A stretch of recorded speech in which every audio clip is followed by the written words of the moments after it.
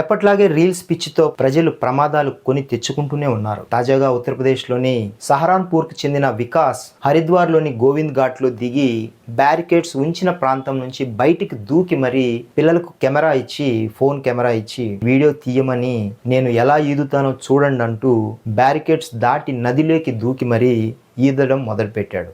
నది ప్రవాహ వేగానికి ఆయన కొట్టుకుపోయాడు, చివరికి చనిపోయాడు.